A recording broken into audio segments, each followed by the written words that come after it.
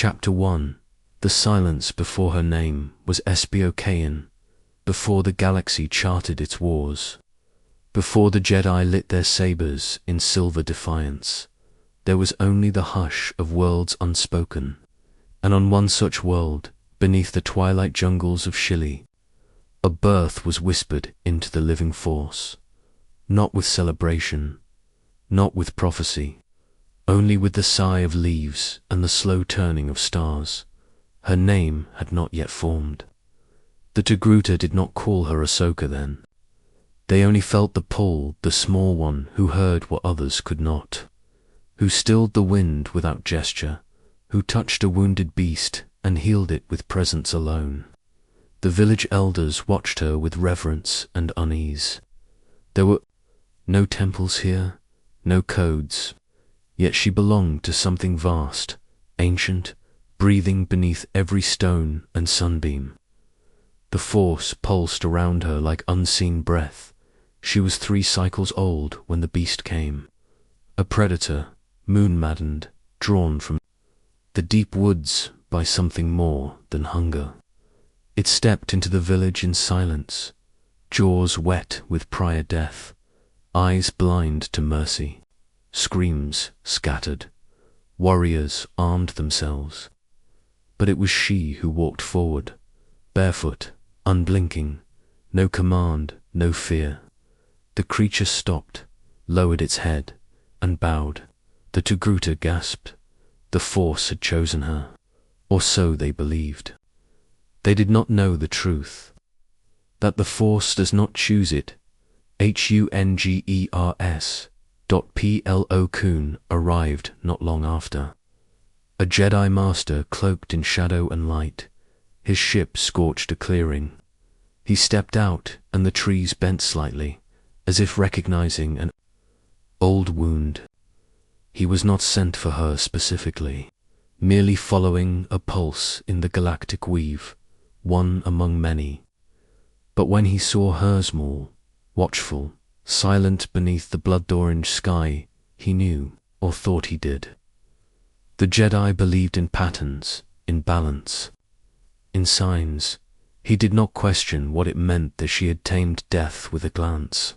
He only offered his hand. She did not speak when she left her village. Her mother cried without sound. Her father did not watch. Ahsoka, now the name was given, entered, the ship like one entering sleep. The stars above turned away as the vessel climbed, as if ashamed of what they witnessed. She was taken to Coruscant, to the temple, to the place where names became titles. The Jedi temple loomed not as sanctuary, but as monument, cold, vast, humming with disciplined silence. The Force there did not sing. It whispered in rules, in codes, in memory. She was tested, prodded, surrounded by beings who smiled, without warmth, and asked questions as if the answers were already chosen. They placed her in white robes. They cut her hair in tradition. They gave her a small space to sleep, far from trees, far from wildness, and she obeyed, quietly, but her dreams remained wild. She still heard the wind, still saw the beasts. Eyes still felt that ancient rhythm deep beneath the stone. The Masters noted her promise, sharp instincts, swift reflexes, a quick tongue hidden behind studied silence. But they could not name the unease she stirred. She was too connected, too sensitive. The Force clung to her like breath. They praised her progress and yet watched her too closely. She learned quickly to be what they wanted, but she never forgot who she had been. She never truly belonged. The narrator, the thing I am now, remembers her first moment holding a lightsaber, not in battle, not in training, alone, in the dark. She lit it, and it hummed not with justice, but with possibility. She stared at it as one might, a flame hypnotized, reverent, terrified. She did not swing it, did not practice. She simply sat, blade aglow, as if listening to something deeper than metal and crystal. A voice, a warning, or perhaps the Force itself, watching her, curious, hungry, still. Ahsoka Tano, born without prophecy, marked without myth, shaped not by fate but by refusal. Even now, she is misunderstood. She was never meant to be a tool, never meant to kneel to the Jedi, nor bow to the Sith. Her path began in silence, not ceremony, in instincts, not teachings, and even as her feet touched Coruscanti stone, the stars whispered what the Jedi would not hear. She does not serve you. The chapter ends, not with triumph, but with breath held, for the galaxy had taken a child of balance and taught her how to fracture. Chapter 2. The Padawan marked for Fear Force does not bind gently. It sears, it brands, and so Ahsoka Tano, barely more than a shadow in training robes, was handed to the most unstable light in the Order's dying sky. They called him the Chosen One. They called her his apprentice, but neither title fit. She was a fire placed in a furnace, and Anakin Skywalker, already fraying at the edges of destiny, became the crucible in which she was meant to be forged. The war had begun. It did not wait for her to be ready. On the fractured world of Christophas, surrounded by steel and chaos, her arrival was marked not by welcome, but by contest. Anakin did not want a Padawan. She did not want a master who scowled like thunder. They met like clashing spark-shot, bright and unwilling to yield. Theirs was not the serene harmony the Jedi revered. It was something more dangerous, recognition. She stood before him, small and defiant, as explosions rattled the horizon. "I'm Ahsoka Tano," she said, and he looked at her as if seeing his own future's failure stitched in the shape of a girl. He challenged her. She answered. When he tested her patience, she tested his temper. Yet beneath the surface so deeply buried, neither would admit it's something formed. Not love, not duty. Something older, a bond of twin abandonments. For Anakin had never truly escaped Tatooine, and she had never truly left Shili. Both taken as children, both shaped by an order that confused obedience with peace, both trying to outrun the truth they could already feel in the Force, that their paths were never meant to last within these marble halls and gleaming starships. Their first battle together was clumsy, messy, almost doomed, and yet victorious. Not because they followed doctrine, but because they broke it, improvised, adapted, connected. The Jedi Council observed this with uneasy silence. The Force itself, if it could smile, may have smirked. Already the echo of defiance was growing, louder in the temple stone. Days passed, then weeks. Ahsoka began to walk in Anakin's stride, not as an echo, but as a challenge. She questioned orders, she disobeyed ranks, but never without purpose, and never without care. Anakin encouraged this, even when he pretended to scold. She made him laugh in a way that Obi-Wan never could. She made him feel, even as the galaxy tried to strip feeling from them both. But fire does not remain tamed. It spreads. The war escalated. Ahsoka saw her first real death not in training simulations, but in screaming truth. A clone trooper, eyes wide in panic, a blaster bolt through his chest. He called her name before the end. He had known it, trusted it, and she had led him to it. That night, she did not sleep. She sat beneath the open roof of their temporary base, eyes lost in the stars, lips parted in silence. Anakin found her there. He did not speak. He only sat beside her.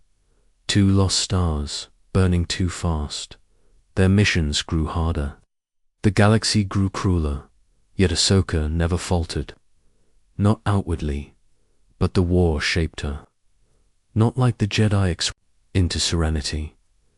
No, she grew like stone in a storm, each wound carving lines of strength and sorrow across her soul. She became known, not as Anakin's shadow, but as the voice that asked why the Council remained distant while soldiers bled. The force around her began to shift, less tranquil, more questioning. It swirled in strange currents when she walked into rooms. Some masters whispered of danger. Others saw potential. None understood the truth. She was becoming herself, not a Jedi, not yet a renegade, but something. The Order could not name. And deep within Anakin, something dark watched her with unease. For she represented what he could never be, free. She did not bear the burden of prophecy. She was not the chosen. She could choose. He could not. And in this, their bond grew sharp as a blade's edge. In one forgotten battle above Cato Nemoidia, they were ambushed, trapped, their gunships spinning, smoke choking the cabin. Anakin shouted orders. She shouted back. Together they fought through. Wreckage and blaster fire, hand in hand, blade beside blade. It was not skill that saved them. It was belief. Not in the Republic, not in the Force, in each other. When the dust cleared, when breath returned, they sat in silence among the fallen. She looked at him, eyes wide and ancient. Why does the Council keep sending us into battles they don't even believe in? He did not answer. He only looked away. And in that silence, something shifted. She was still a Padawan, but no longer just a learner. She was becoming flame. And though the Jedi did not see it, the Force knew the fire was beginning to outgrow its forge. Chapter 3. The Wars That Bled the STRS. The galaxy drowned in flame. And the Jedi, once symbols of balance, became generals of ruin. With each hyperspace jump, each clone battalion deployed, each treaty burned by cannon fire, the line between guardian and weapon faded. Ahsoka Tano, still called Padawan, now walked among death as if it were another lesson. But what she learned was not taught in the temple. What she learned came in blood. The Clone Wars were not wars, they were rituals of decay, ceremonies of attrition. Ahsoka felt it in every mission, the Force growing quieter, thinner, distorted, like smoke clinging to a dying fire. And yet she fought, she led. Her voice echoed across war tables and command ships. The clones followed her, not as soldiers under command, but as brothers under care. She remembered their names, mourned their losses, argued for their dignity. The Jedi spoke of peace, but Ahsoka bled for truth. The battles were endless. Ryloth, Felucia, Umbara, planets where sunlight never reached the soil. She saw cities burn, children scream, species vanish into memory. She was there when the Jedi struck deals with criminals, when victory was measured in lives shattered instead of lives saved. And still she held on. Still she tried to be what the Order expected. But the mirror was cracking. And always, beside her, was Anakin, half hero, half storm. She saw him shift, saw his anger bubble closer to the surface. He disobeyed orders, protected her with ferocity, encouraged her to question authority. He taught her how to survive this war not through patience, but through fire. Yet even she could sense it, the shadows that moved behind his eyes, the ones that whispered not of justice, but of control. Ahsoka fought differently from the others, not coldly, not by code. She moved with instinct. she struck with grace and remorse. She spared lives when she could, sometimes even the enemy's. This confused her peers. Some admired her, others whispered that she was too soft. But those whispers came from mouths that had forgotten what the Force was meant to feel like. In the blood-drenched trenches of Umbara, she saw Jedi and clone alike fall under madness. She watched men shoot each other over nothing but darkness. She saw how the war twisted everything it touched, turned loyalty into suspicion, compassion into error, and yet she endured, not unchanged, not untouched, but unbroken, in one quiet moment aboard a transport. She sat across from Rex's helmet in lap, brow furrowed. He asked her if she ever thought the war would end. She didn't answer right away. Then softly, wars don't end. They just change names. She was no longer the youngling who arrived on Christophsis, filled with questions and defiance. She was a commander now. The clones saluted her. The people looked to her. She gave orders, and men died because of them. She carried those deaths, with her not as guilt, but as weight. Proof that she was still feeling, still remembering. The Jedi Council praised her success, but their eyes were tired, their voices hollow. They did not ask what the war had done to her, only what the war had won. She began to see the Order not as a temple of wisdom, but as a tower sealed against the truth. Ahsoka asked questions. They no longer wanted asked. Why they were still fighting, what they were becoming, who they served now. And each time, the answers rang empty. Yet even in doubt, she burned. She carried the wounded. She diffused bombs with trembling fingers. She stood between retreating villagers and advancing droids. She found joy in the laughter of soldiers, comfort in the rituals of survival. She smiled less, but she loved deeper, fought harder. She became myth among the ranks. Snips, they called her, with reverence wrapped in familiarity. She was the light on the edge of the trench, the one who still cared, and the Force, it watched, not with favor, not with disdain, but with a strange silence. As if holding its breath, she began to dream of the beast again, the one she had faced as a child. But now its eyes were not soft. They were burned black, and behind it stood legions of masked figures, voices echoing from beneath helmets. They spoke not in words, but in sounds she would later recognize. Marching, blasters, betrayal. In the waking world, Ahsoka continued. She endured, but something deep within her whisper, a fracture, a flicker had begun to change. She had seen too much, felt too much, known too much. And somewhere, in a temple far from battle, the Jedi turned a blind eye to the truth they had forged. The war was not killing Ahsoka, it was remaking her.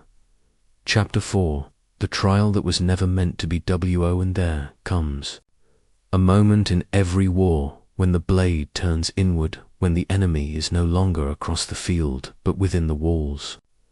For Ahsoka Tano, that moment did not arrive with blasters or fire. It came in the cold halls of the Jedi Temple. It came with silence, with accusation, with betrayal wrapped in procedure. The temple bombing shook Coruscant. Smoke rose from sacred chambers. Children wept beneath collapsed pillars. The Force itself recoiled, trembling through the galaxy like a wounded animal.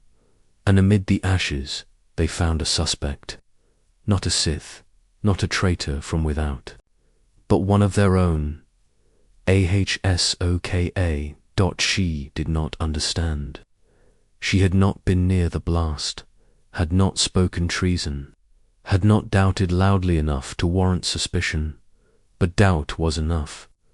The council guardians of justice turned their eyes from truth and leaned into fear. The Force had grown clouded. They could no longer see clearly, and in their blindness they cast her into darkness. Anakin protested, yelled, begged. He believed in her, but belief was not law, and law, in this moment, demanded sacrifice. They took her lightsabers, took her robes, took her place among them. She was placed in a prison, shackled like a criminal. The corridors she once walked in trust became echoing tombs. The voices of her peers, once warm, now cold. The trial was swift, too swift. She watched as evidence was twisted, as the council deferred to the Senate, to Tarkin, to pressure. Truth became theatre, and the Force, once her constant guide, grew silent.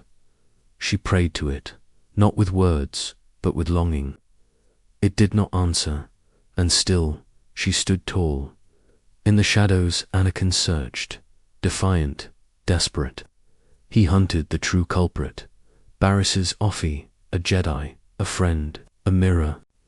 Barris's had lost faith in the Order, believed it had become an extension of war, of hypocrisy. She was not wrong, but her method, violence, betrayal, deceit, was a perversion of reason. When Anakin brought her before the council, forced her confession, it should have ended there, but it did not. They offered Ahsoka her place again, her robes, her lightsabers, her rank, and she said no, not out of spite, not out of vengeance, but because the betrayal had pierced deeper than any blade. They had not trusted her. They had not asked. They had judged. And in doing so, they revealed themselves not as keepers of peace, but as frightened relics of a crumbling age. She walked away. The halls she once called home echoed behind her. Anakin followed, his eyes pleading. "This isn't right," he said. They were wrong. She looked at him, saw the fire in his soul, the same fire she carried, and she knew he would not forget this. He would carry her pain as his own. She placed her hand on his shoulder. "I know," she whispered, "but I have to find my own path now." And with that, she stepped into the unknown. The Jedi Temple faded behind her. The Republic raged onward without her. The war consumed stars, uncaring.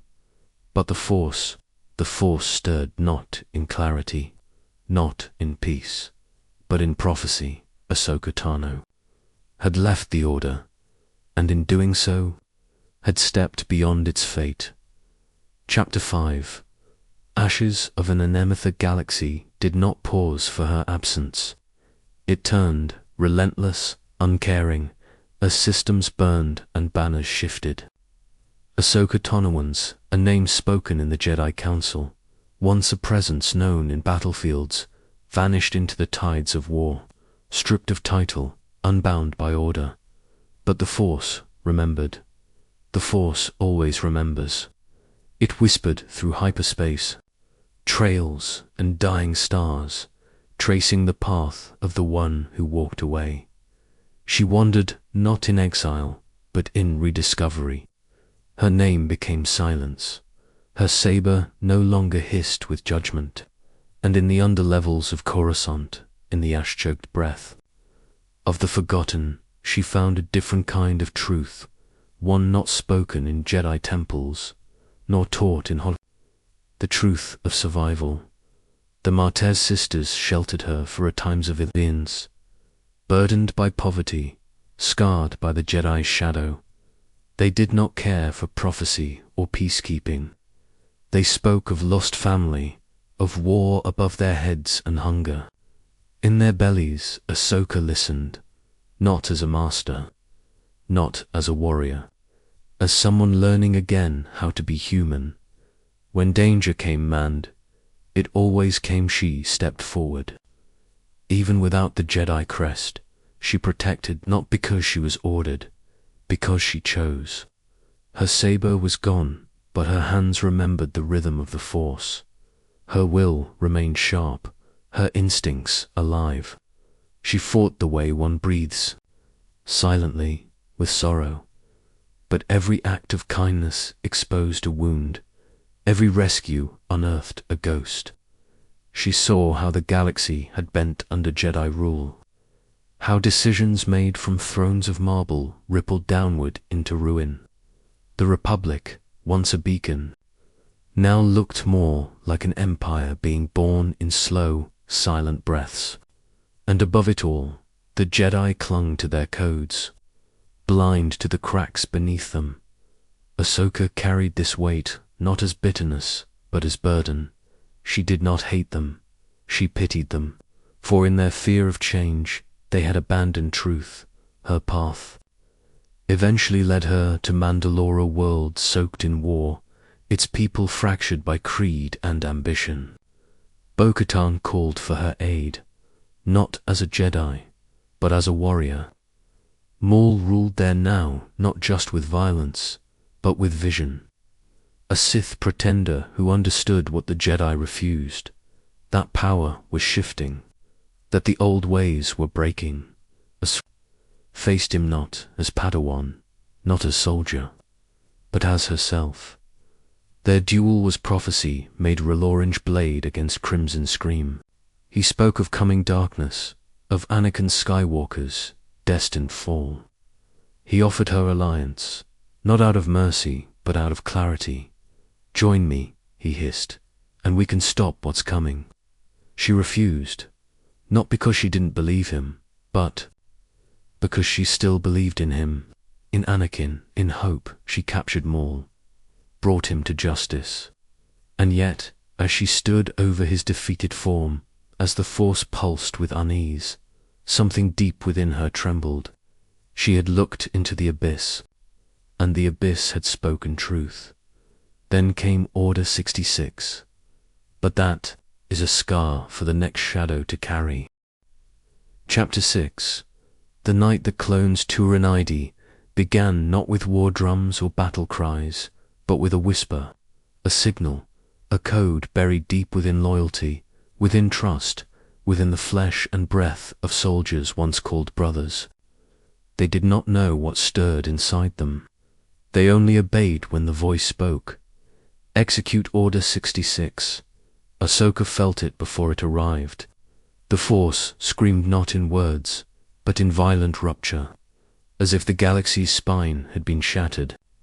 One heartbeat she was aboard the Republic cruiser, victorious from Mandalore, Maul imprisoned, the war almost behind her. The next, Betrayal. Rex turned first. His hands trembled as the command burned through his mind. She saw the conflicted tear between choice and compulsion.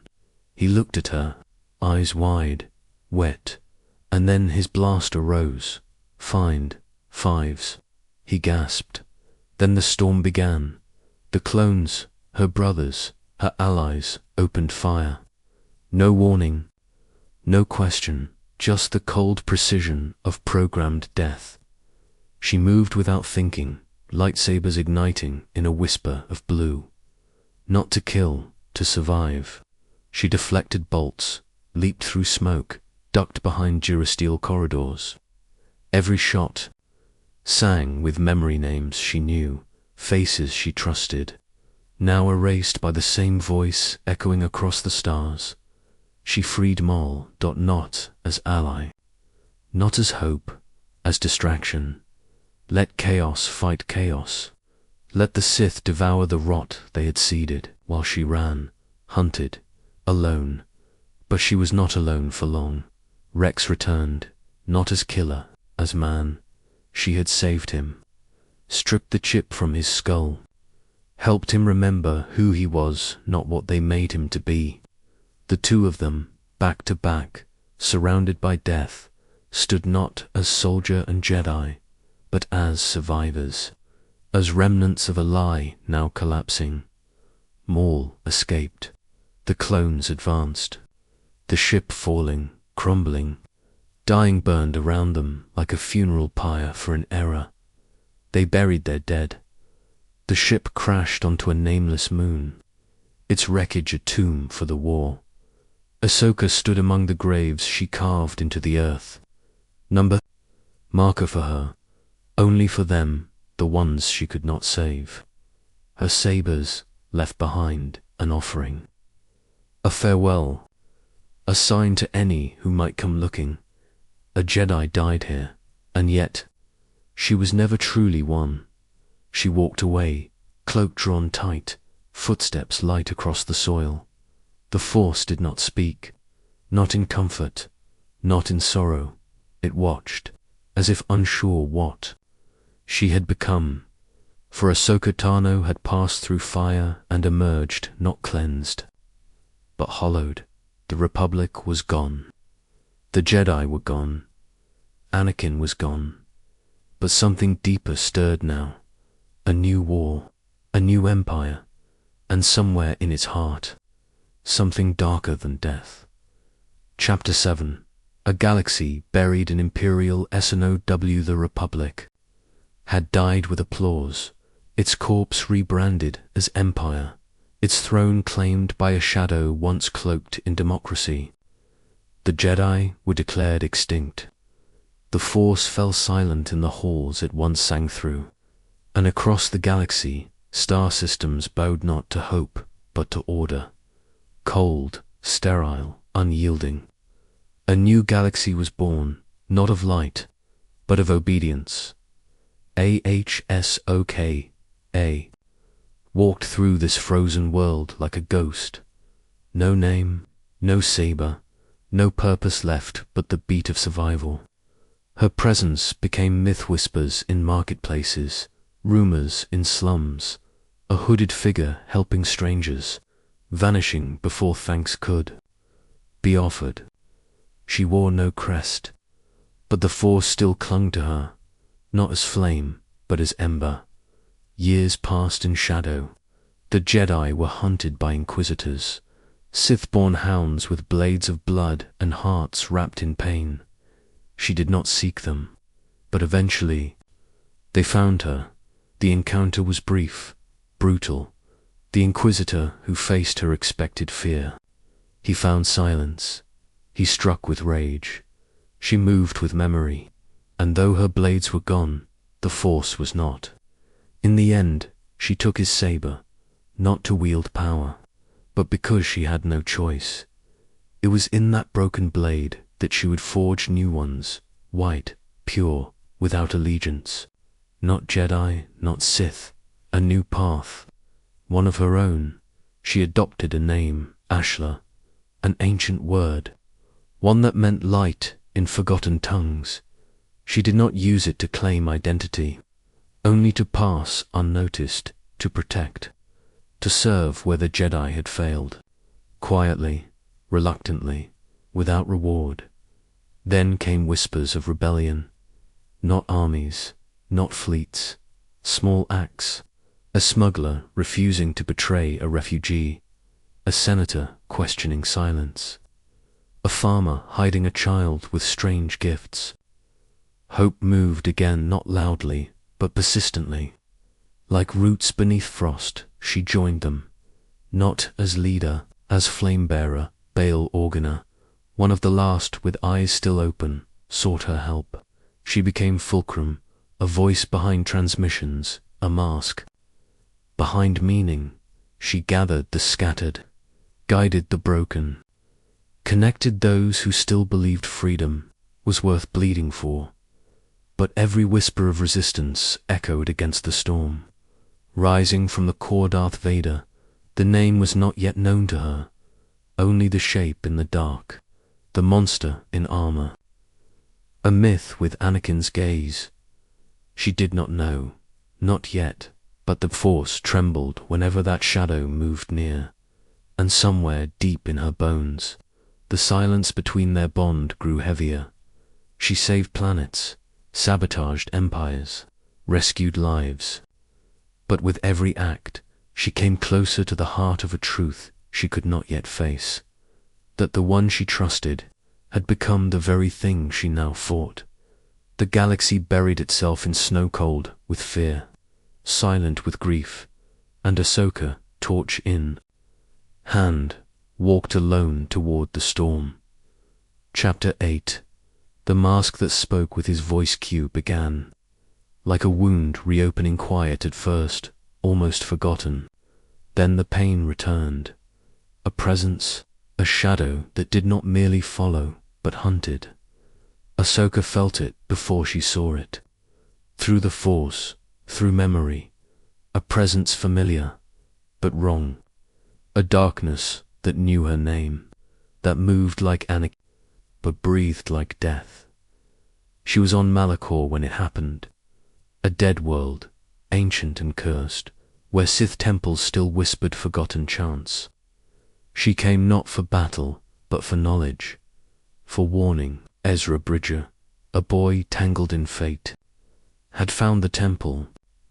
He was not ready. None of them were. The air was thick with rot. The stones hummed with old blood. And then he appeared. Not a man, not a Jedi, a machine forged in grief, cloaked in black, with a saber of crimson and a voice like thunder filtered through ruin. Darth Vader. A name meaningless, until he spoke. Ahsoka, he said. One word, one fracture. She froze. The mask was not Anakin. The voice was not Anakin. But the soul beneath the fracture in the faucet was. The truth she had denied erupted before her. The Jedi who had taught her, laughed with her, bled beside her, had become this dot. She did not run. Their sabers clashed in silence, not a duel, a requiem. She demanded the truth. He gave none, only fury, only darkness. Anakin Skywalker was weak, he snarled. I destroyed him. She should have fallen. She did not. With every strike, she did not try to win. She tried to reach. She shouted his name, begged the Force to give her a sign, to show her something, anything, that the man she loved still lived behind the mask.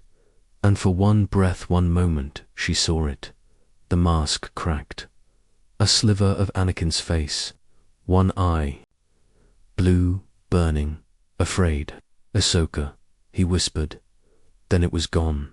The darkness slammed shut. He attacked again, harder, colder, but the truth had already landed like a blade in her chest. Her master was not gone. He was trapped. She chose to stay, chose to face him, even if it meant death, even if the temple collapsed around them. I won't leave you, she said. Then you will die, he answered. The Force tore. Time twisted. Light and shadow clashed, and then she vanished. Some say she died. Others say she was taken by the Force itself, pulled through veils no Jedi had passed. But the temple fell silent, and the darkness moved on, believing her extinguished. But the Force knew better, for in that sacred space, where the name Anakin was buried beneath iron and hate, Ahsoka had spoken to the soul behind the mask, and the soul had answered faintly, Furf, Fuel, still, alive. Chapter 9. The world between Issa Cois did not claim her, nor life preserve her. Instead, Ahsoka fell through the seams of reality, through the Force's most ancient wound, where time is not a river, but a wheel, where echoes walk beside their origin, where every moment that was and ever will be breathes at once. The Jedi called it legend. The Sith called it blasphemy. The world between worlds. Here she did not walk. She drifted. Her steps made no sound.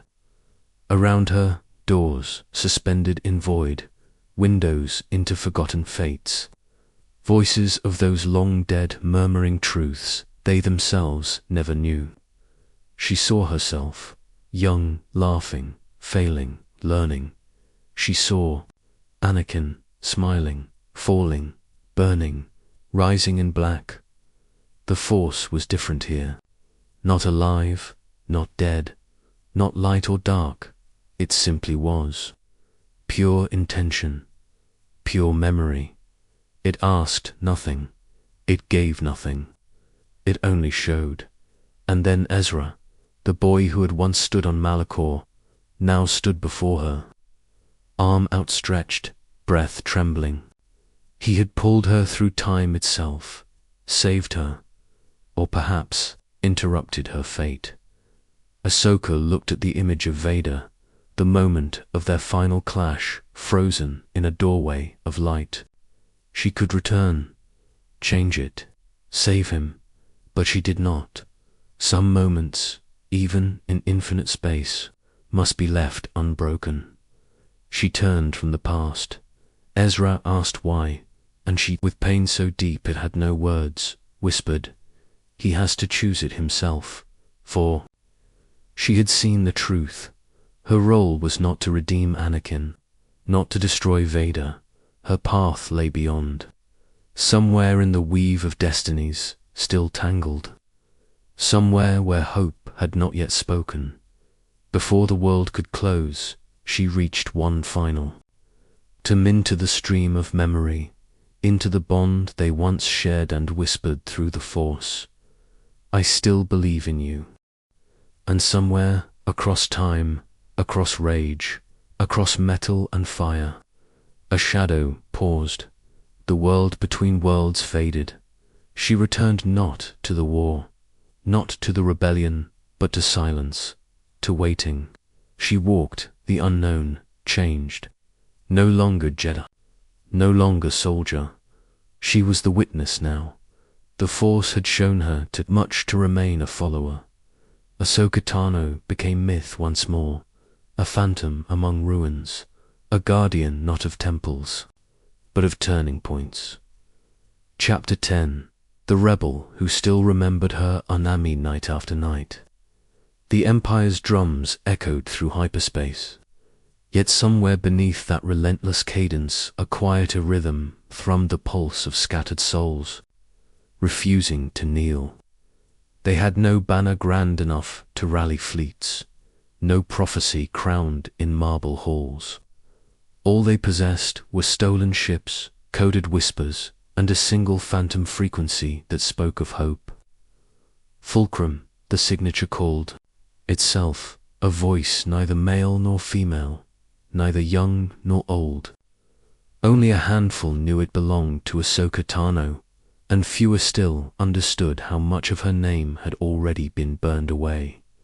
When Bail Organa summoned her to Alderaan, dawn had barely kissed the marble terraces.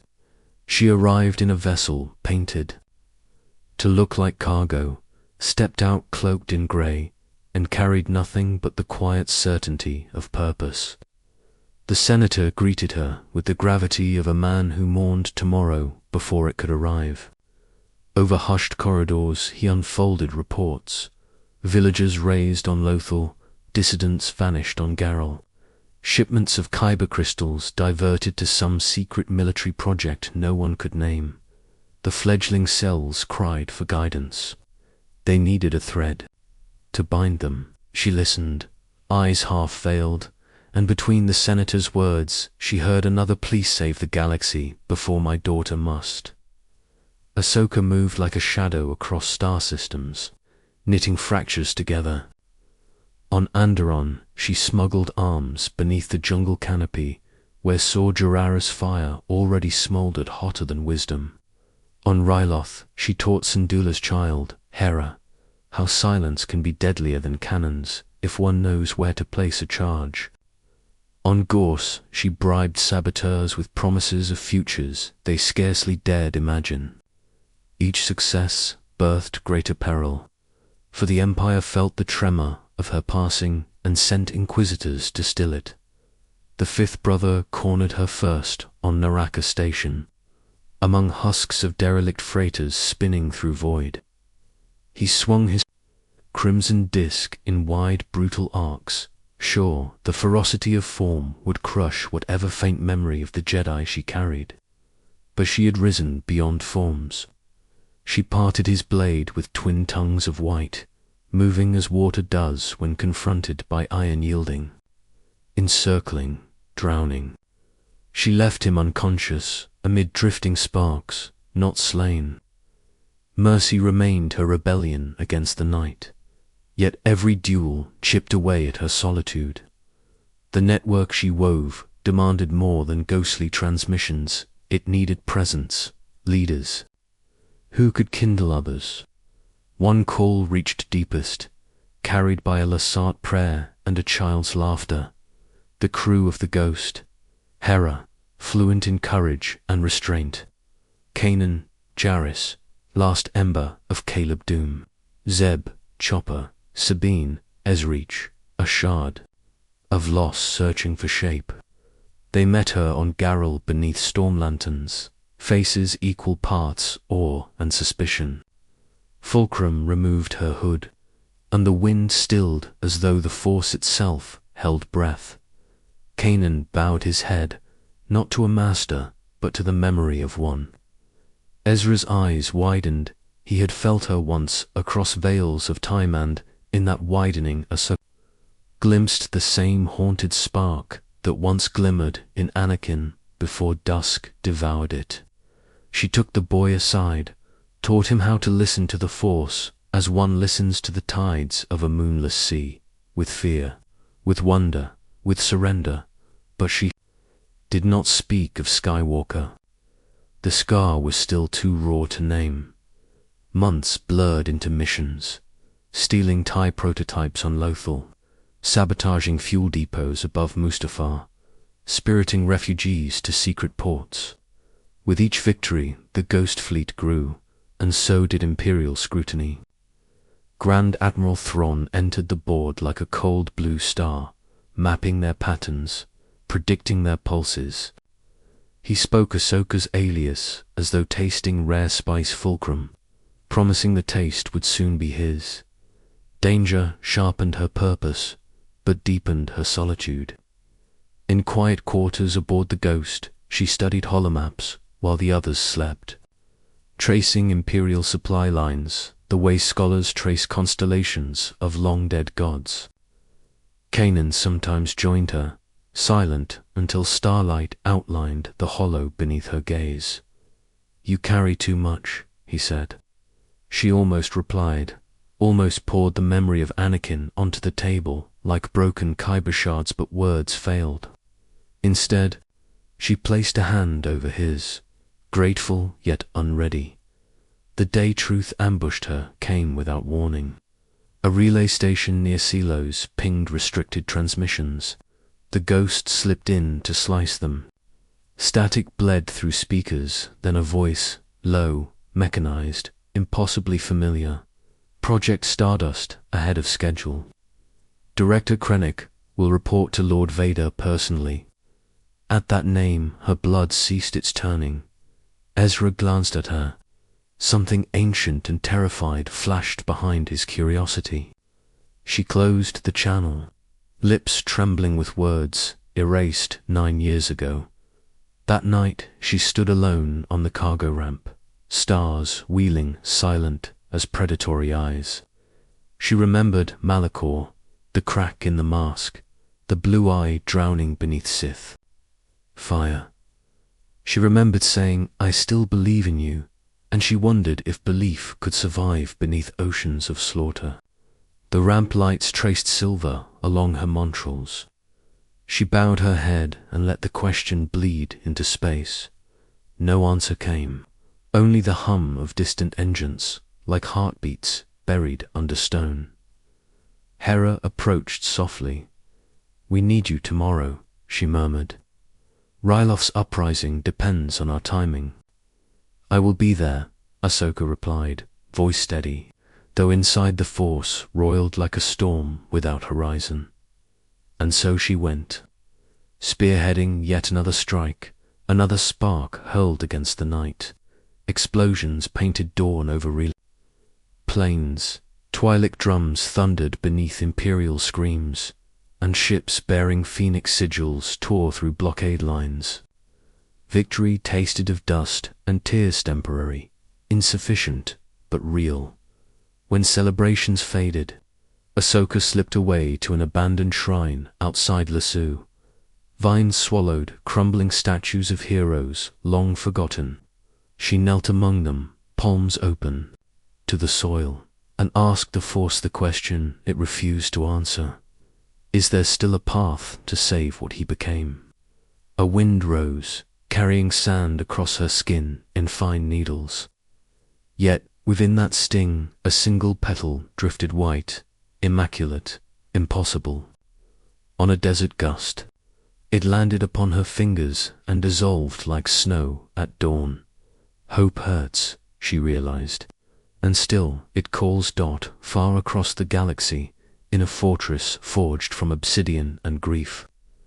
Darth Vader paused atop a balcony overlooking molten rivers. For reasons his mind dismissed, yet his spirit could not silence. He turned toward the stars and felt a ripple faint, persistent, the echo of a name nearly extinguished. Ahsoka. His mechanical breath rasped slower, as if memory strained against the cage of iron and rage. But before thought could become feeling, alarms blared, rebels on Scarif, data stolen, a name whispered stardust. Vader swept away, purpose reclaiming him. The tremor subsided. Back in the shrine's hush, Ahsoka opened her eyes. The petal was gone, the wind stilled, yet resolve remained a blade reborn. She rose, cloak swirling like twilight, and walked toward the ghost's waiting ramp. The rebellion would soon learn of a weapon capable of cauterizing entire worlds. She would stand against it, even if the cost was every fragment of the life she had rebuilt. For somewhere behind the darkest mask the galaxy had ever crafted, a single flicker endured, and until that flicker chose light or was finally quenched, Ahsoka Tano would not yield. The stars themselves were watching. Chapter 11. The Blade. That sang of white fiery, there are sabers forged in war, soaked in blood, christened in vengeance. Then there are blades born of silence, of exile, of grief, of awakening. Ahsoka Tano's blades were of the latter kind, no longer blue, no longer green. They sang in white, humming not with allegiance, but with clarity. They did not serve the Jedi. They did not serve the Sith. They served only the truth. She had carved from the ashes of betrayal. The crystals were reclaimed, not discovered. Torn from the corrupted saber of an inquisitor defeated not with hatred, but with mercy. She had purified them not through rituals, but through forgiveness. She had whispered into the Force her refusal to hate what had been twisted, and in return the crystals had bled no more. They had burned clean. When she ignited the sabers for the first time, there was no ceremony, no audience, only her.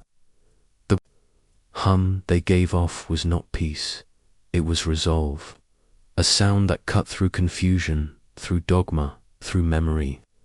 The color was not for show.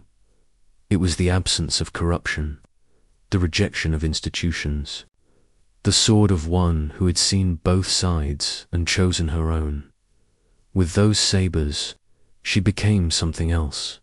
Not Jedi, not Sith, a myth reborn. She returned to the rebellion not as Fulcrum, the Whisper, but Ahsoka, the Blade. Her name began to circulate. Again not among soldiers, but among stories. They said she walked through fire and came out unburned. That stormtroopers who faced her spoke her name before death. That inquisitors feared the sound of her breath.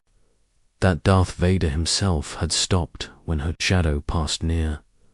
She never claimed the stories. She only kept walking. Planet by planet, she carved paths of resistance. On Corellia, she dismantled a tracking network in the span of a single night. On Mikapo, she saved a village by collapsing an entire Imperial outpost with nothing but redirected seismic energy. On Rada, she trained farmers how to hide in plain sight and strike when the Empire least expected. Her voice remained calm. Her hands remained steady. But inside her, the storm churned. Every time her sabers clashed with red, her mind drifted. To him, the one who had shown her how to fight, how to think, how to trust. Every movement she made now was once his. Every tactic, every leap, every parry, his ghost in her body.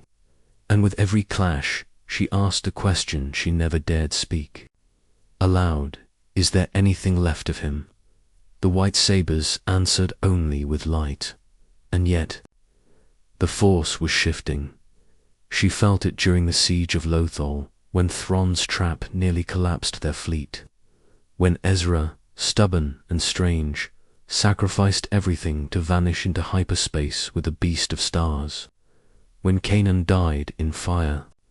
To save those he loved, every moment edged her closer to the knowledge she feared. The war was not about ships, it was about souls. She met Luke Skywalker once not in war, but in aftermath. He was quiet, gentle-eyed, still learning how to carry the weight of being the son of a myth and the slayer of a monster. He asked her what Anakin was like before. She could not speak. She only placed her hand on his shoulder and let the Force carry memory between them. Luke wept. Not from grief, from recognition. She left before dawn. There were things he had to do, truths he had to find without her shadow lingering. She would walk the edges of the new order, protect what seeds remained, and in the dark of her ship, she ignited her sabers once more, white, steady, unforgiving. She whispered to the Force, "I am still here." And the Force, ancient and vast, whispered back, "So is he." Chapter 12.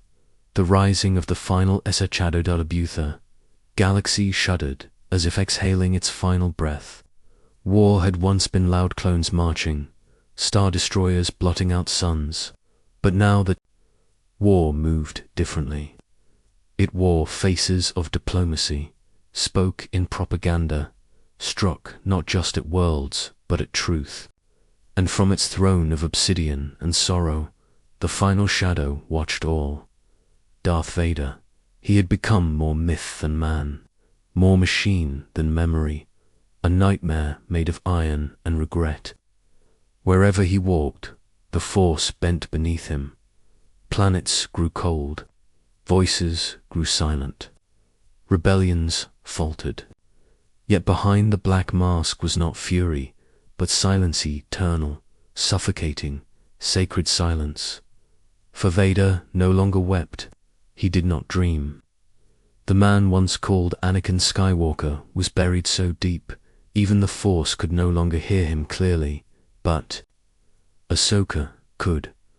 She felt him not in presence, but in absence in places where the Force recoiled, in moments when time itself seemed to freeze.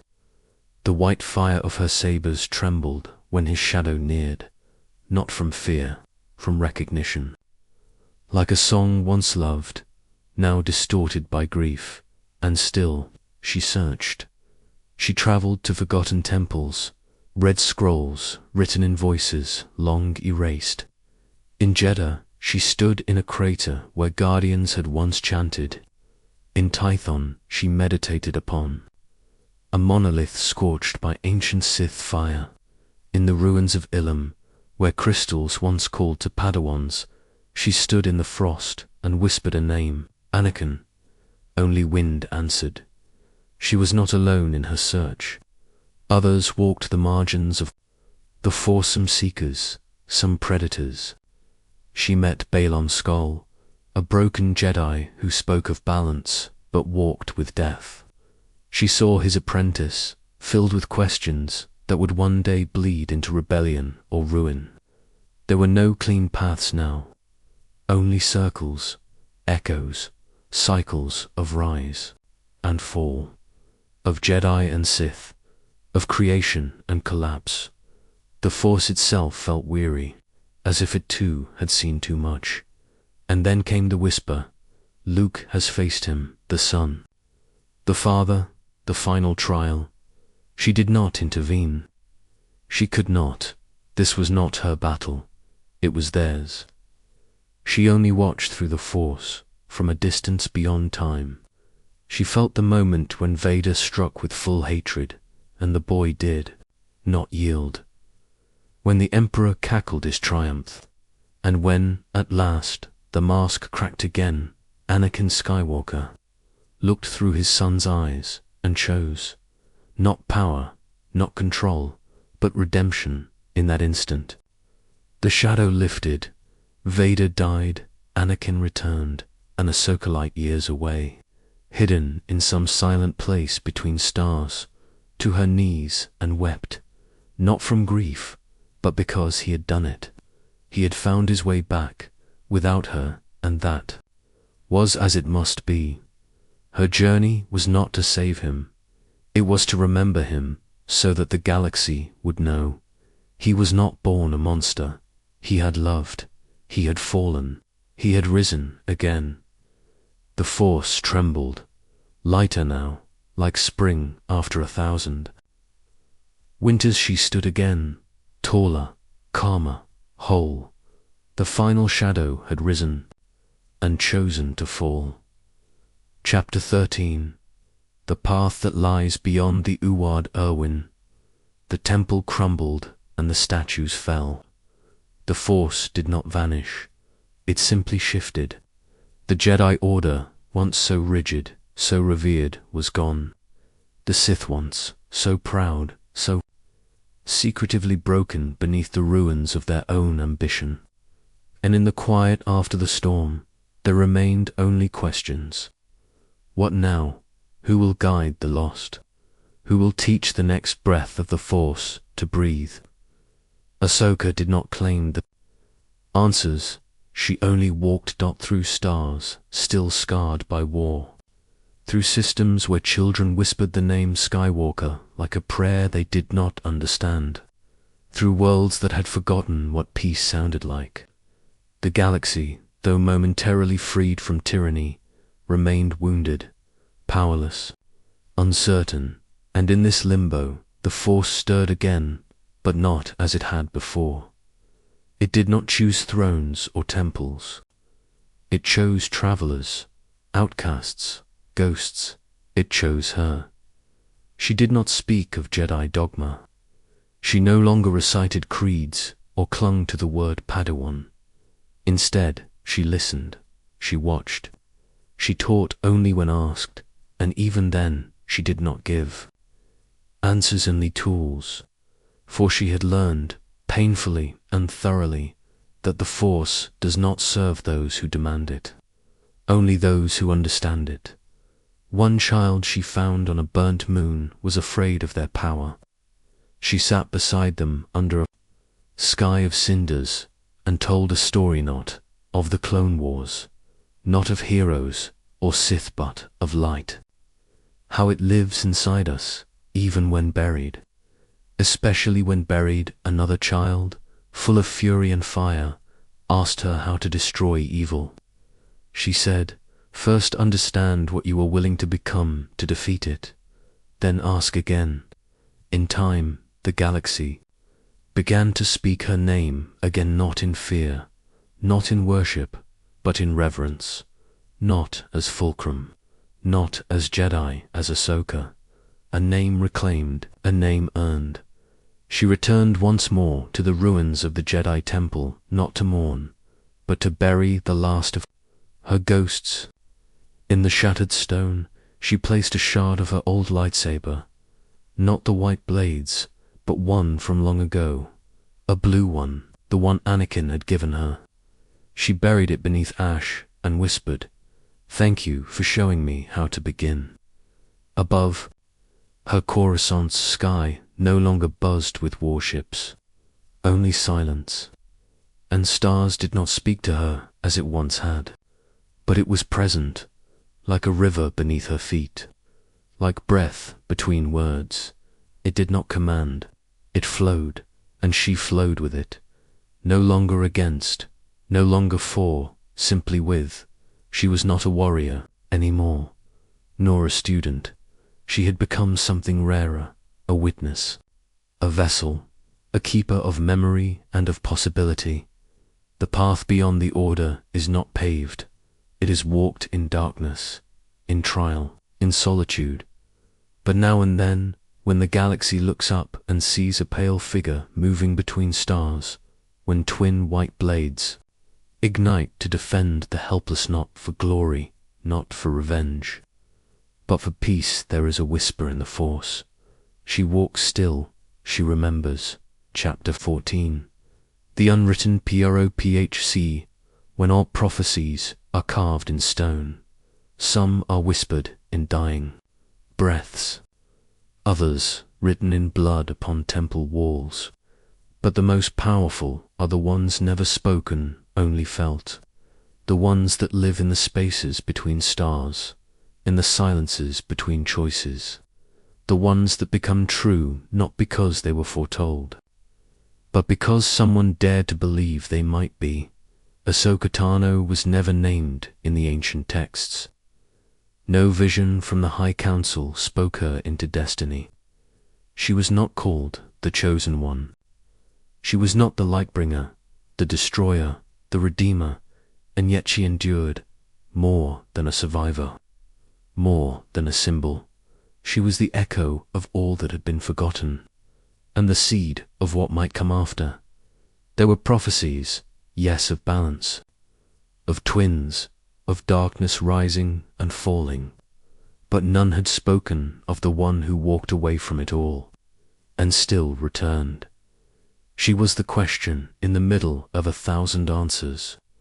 The silence after the Jedi, the conscience the Sith could not extinguish, the soul who chose to live in the grey, not because it was safe, but because it was honest. And so, across forgotten temples and broken archives, in Jedi ruins and Sith tombs, whispers began to gather. Scrolls unspooled themselves, showing lines that were not there before. Holocrons flickered with fragments. Force-sensitive children dreamed of a woman in white, who moved like wind through fire, not a savior, a reminder.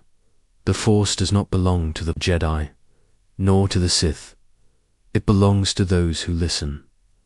Ahsoka's journey had become the unwritten prophecy, future not dictated by titles, not bound by bloodlines or empires, but by will. She had seen the fall of republics, the birth of tyrants, the betrayal of brothers, the madness of war. She had loved, she had lost, she had lived anyway, and that, more than any grand miracle, was what made her sacred. Still she walked, still she listened. She passed through ancient rings of stone on Cetos, where the stars whispered secrets in foreign tongues. She stood at the threshold of time itself, watched by the eyes of creatures older than history, and they did not ask her name. They knew, for in her, the Force did not see an avatar. It saw balance unclaimed, a possibility yet becoming. Others would write her story. They would place her in their books, their tales, their tapestries, but none would know the truth of her path unless they too were willing to walk it alone, uncertain, burning, and still choosing compassion over control. There is no prophecy that can contain her, only the one she is still writing, step by step, and somewhere in the heart of the Force, even the echoes of Anakin Skywalker pause to watch her move. For the apprentice who once bowed her head in sorrow now walks with the quiet power of a storm remembered. Chapter 15. The shadow that became a STR. Once she had stood in shadow, not by choice but by exile, by betrayal, by survival. The light had abandoned her, or so she thought, cast out by the order she gave her soul to, hunted by the empire that rose from its ashes, haunted by the memory of a master-turned-monster. Ahsoka Tano had lived as ghost, as rumor, as blade, but even shadows cast light if only for those willing to see it. And so the galaxy began to look up again, to search the stars not for warships or superweapons, but for a sign, a single star that moved against the tide, unclaimed by flag or fleet, a wandering fire that brought calm where chaos ruled, and clarity where confusion reigned. They did not always know her name, but they felt her when slavers fell on innocent worlds and were gone by dawn. Some whispered of her when villagers on the edge of extinction were saved by sabers of white light moving in silence. Some drew her silhouette in dust when children strong in the Force were hidden from inquisitors and vanished into safety. It was her scent in the wind. She became a myth of motion, always distant, always near, and slowly. The girl who had once been lost in Anakin's shadow became something more. A star, not the largest, not the brightest, but the one that never burned out. Others rose and fell. Empires again clawed at power. Old wars breathed new disguises. Luke disappeared in search of truth. Leia bore burdens no general should face. Rey rose from desert and ruin, and still far from the center of legend, Ahsoka moved unclaimed, unbroken. Unbroken. She found Sabine again, the Mandalorian who once burned with fury, now burned with grief. Ezra had vanished into wild space, and with him, purpose. But Ahsoka offered no easy answers, only the same question she had once asked herself. What will you do with the pain? Together they walked the stars again, looking for Ezra, looking for a way forward that had never been given to them only. Carved from sorrow, and with each world passed, each scar touched, Ahsoka felt something new rising in her. Not vengeance, not duty, peace. Not duty, peace. Not the peace of the Republic. Not the illusion sold by Empire. But the peace of knowing who she was. At last, she was not a Jedi. She was not a warrior. She was not his apprentice anymore. She was Ahsoka, the one who lived, the one who remembered, the one who never stopped choosing the path, no matter how much it hurt. And in the vastness of the Force, where names are as fleeting as stars, that was enough. Far beyond, in the corners, where time folds upon itself, the Force remembered her as something holy, not for her power, not for her lineage, but because she had stood at the edge of light and dark, and did not fall. She became the light, not by claiming it, but by being it, and so, in the ancient language of stars, her path was not written in fire or blood, but in silence that healed, a shadow that became a star. Chapter 16.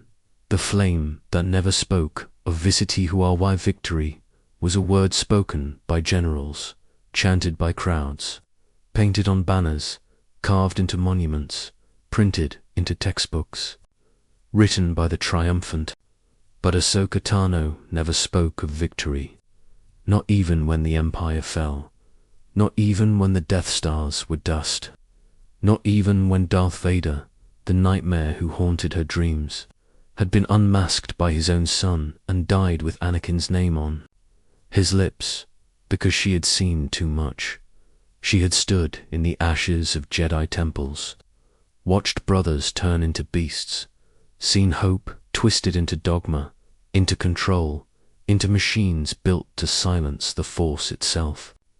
She knew that what one era called victory, the next might call failure. And so she lit no fireworks, raised no flags. She simply walked on. She was a flame steady, quiet, enduring.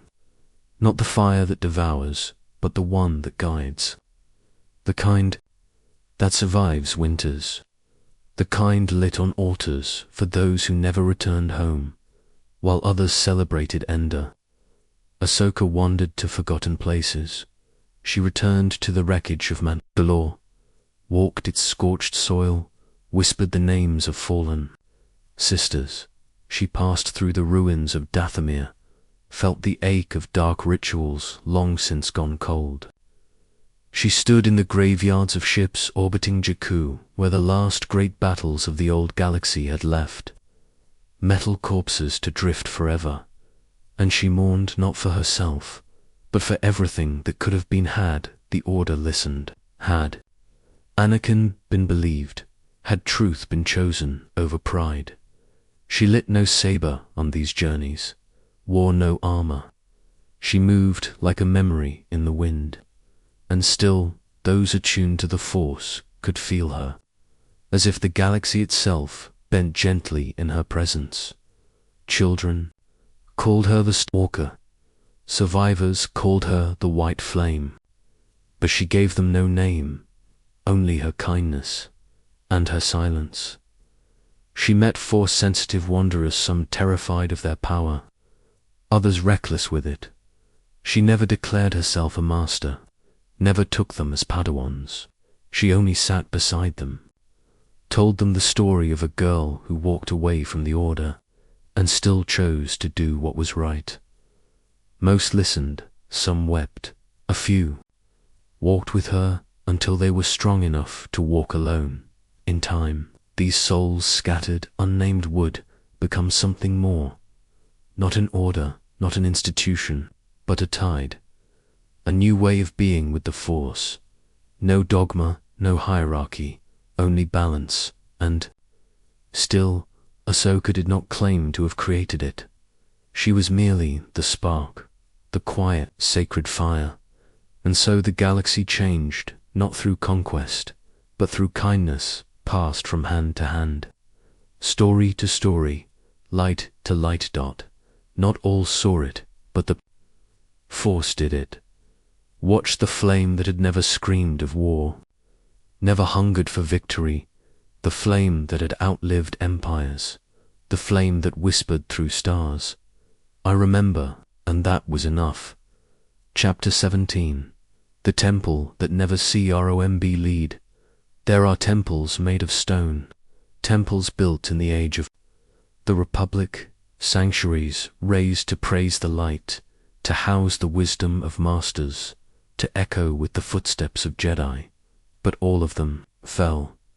Time toppled their pillars, fire charred their archives, war shattered their sanctity, yet one temple remained, not seen, not built, not spoken of in records, but walked Ahsoka Tano was that temple, not because she was powerful, but because she endured, because in her heart remained the last living archive of all that had been true, broken, forgiven, and learnt again. She carried the words of Obi-Wan, the laugh of Rex, the fury of Maul, the courage of Padme, the betrayal of the Jedi, the silence of Vader, and the love of Anakin, the man beneath the fall. She did not need pillars or stained glass.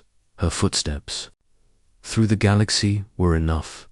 On a moon untouched by war, she stood beneath a sky riddled with twin auroras and meditated. Around her, young Force sensitives practiced without fear. There was no temple, only rocks and soil and the breath between stars. But here they listened, and in listening they learned. She taught not with doctrine, but with stories. Not this is what you must believe, but this is what happened to me. And in her stories lived caution, compassion, tragedy and hope. The children asked, "Were you a Jedi?" She said, once. They asked, "Are you a Sith?" She said, "Never."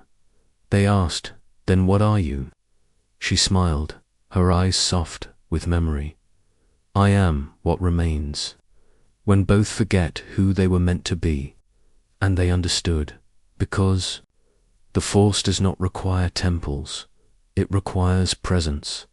And so the galaxy turned again, slowly, endlessly, as it always has. New wars rose. New tyrants whispered promises. But in the cracks between battles, in the hush between systems, there was still that quiet flame, a woman in white, moving between worlds, holding nothing, carrying everything, once a Padawan, once a soldier, once a ghost, now a living testament. Ahsoka Tano became the temple that could not be razed, for she was built not of stone, but of memory, not of pride, but of truth endured. And so long as she walked, so long as her story echoed through the Force, the temple would stand. Chapter 18. The name that the Force still SBA, KS names fade, empires rise and forget them. Statues crumble and leave no trace. Archives burn and the galaxy spins on, indifferent to who was crowned or cast out. But some names are few, rare. Names do not vanish. They settle deeper, beneath stone, beneath time, beneath death itself. The name was not etched into holocrons or celebrated in royal courts. It was whispered in caves where young Force sensitives trained by starlight. It was muttered in battlefields just before a white blade carved through the dark. It was spoken by ghosts, by old clones with fading memories, by droids who had once known her footsteps. Ahsoka. The name was never meant to echo this long. She was never destined to be remembered. Not as a chosen one, not as a savior. She had simply chosen to stand, again and again. Long after the others fell, she walked without reward, loved without certainty, fought without hate, guided without pride. She became not a legend, but a thread woven through the galaxy's scars, binding generations who would never meet, anchoring the Force itself in compassion. And the Force, vast and terrible, remembered. It spoke her name not in thunder, but in rain, not in fire, but in breath. Wherever one stood between light and dark, they might feel it. A presence watching, warm and unyielding. A pulse that whispered not commands, but truth. In this new age, the Force began again, not under banners, not in temples, not in laws, but in questions, in quiet choices, in wanderers. And every path walked by one who chose to listen, traced back to her.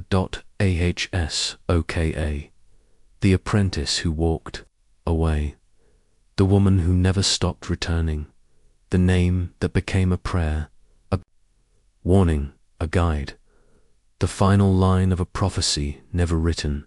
When both light and dark forget themselves, she will remember. And so, long after her body vanished into mist, long after her boots stopped pressing into soil, her presence endured. The Force still carried her shape, her silence, her fire, and in the stars, when new seekers reached out and asked, "Who will show me the way?" The wind, the current, the Force itself whispered her name, Ahsoka. She still walks.